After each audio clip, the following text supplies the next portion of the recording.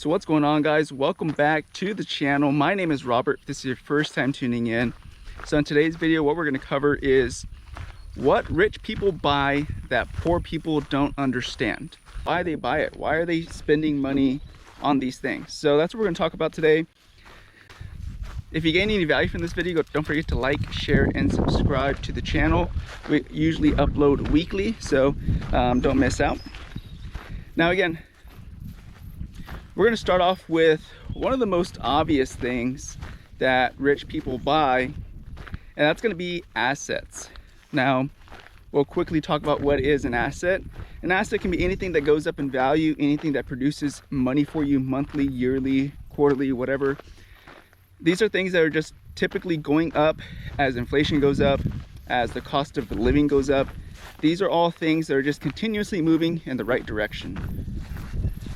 Now, why would a rich person choose to buy an asset? What are some assets that rich people typically buy? These can be typically like houses, these can be land, these can be sometimes even like watches, purses, stocks, bonds, any types of art, fine art as well, any types of things that are just typically rare, collectible cars, valuable, that will typically go up in value or perceived value that they can later on sell for more money. So why would a rich person buy these assets? Why would they spend their money, for example, why would they go buy a $3 or $4 million home when they can spend that $3 or $4 million on a luxury vacation or on a yacht or whatever, right? Why are they going to spend that $3 or $4 million on a property where they can go spend it and have fun with it, right? Well, there's a couple of reasons why they do these things. One of them being that you can actually take out loans and use your assets, or in this case your real estate, as collateral for that loan. So let's just say somebody buys a $4 million property. They take out a loan on the property. Say they buy it cash, right? They put $4 million to buy the property. Now they can go take out a loan, maybe an 80% to value loan. Say they get out, I don't know the quick math on it, say a couple million.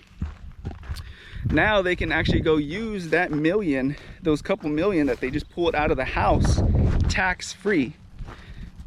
What do you, a lot of you might be asking, what do you mean they're getting this money out tax-free? So there's no taxes when you take out a loan against a property, but there are taxes in this case if they were just to go spend that money, especially if it came from like earned income or any kind of like capital gains or anything like that.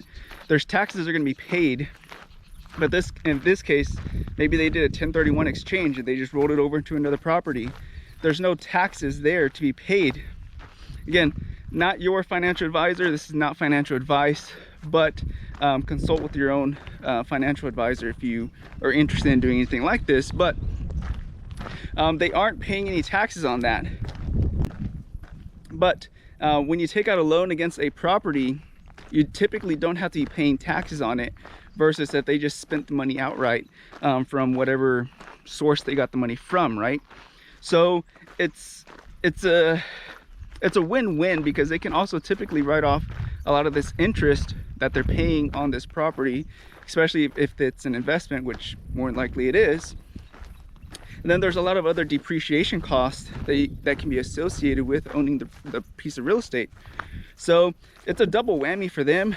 They're getting to spend the money that they took out on the loan on luxury goods, luxury vacations, whatever, basically to support their lifestyle without paying any kind of taxes on it, versus the average person, usually when they get the check, is the first thing they're doing is booking vacations or buying luxury goods or luxury items, and instead of investing it and then taking out a loan against that investment. So we do it backwards. As a society, we do things backwards. That's the reason majority of us are not super rich, is because we do things backwards. We don't do it the way they do it. We don't, as soon as we get our money, go and buy an asset, take a loan against the asset, and then we use that loan to support a lifestyle. What we do is we we get our paychecks, and first thing we do is we book our vacations, we buy our handbags, we buy our watches, we buy our luxury goods with that earned income that's already heavily taxed. So that's one thing that a lot of people don't understand. And again, I never even understood this. I was like, why am I going to go throw all this money towards an investment? Again, this is me thinking years ago. Why would I throw all this money towards an investment or a piece of property when I can just spend that money on something else, right? That's more fun to me, right? I didn't understand it, never understood it, not till later on in life. But that's one thing. Another thing that rich people spend their money on is they spend their money on buying people's time. What does that mean? What do I mean by that? So if a rich person has a business, the first thing they're doing is trying to buy back their time, trying to get themselves out of the business so it frees up their time to go make more money. Especially when there's smaller tasks that can be distributed to somebody else that doesn't necessarily need the owner in there. Maybe it's taking out the garbage, maybe it's cleaning, maybe it's bookkeeping, whatever. If these are tasks that the owner can hand off to somebody else, he can basically pay somebody else to do those tasks, buying back his time, buying somebody else's time, and he can move forward and make more money doing something else, right? So that's one way that rich people use their money and things that they buy that the average person like ourselves would not understand. Why would we, the way we think about it for most people is we don't want to spend the money to go pay somebody to do it when we can just do it ourselves, right? Which is understandable. That's how I've always thought as well. But then as I got older, I was like, well, if I just pay somebody to do something for me, that frees up my time to go do something of higher value. If you can go pay somebody to clean something for 40 or 50 bucks, but you're gonna go do a task that is gonna bring you a couple $100, then why not do that, right? It makes more sense. So that's something that, again, that rich people do that poor people do not understand.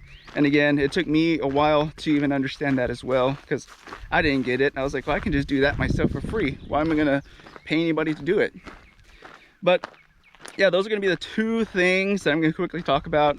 I don't want to make this video too long. It's already approaching close to 10 minutes. So we'll maybe do another video on this with more things that rich people spend their money on, just so we're not here forever on this video. But again, without further ado, be careful, be good, take care, God bless. See you guys in the next one. Bye-bye.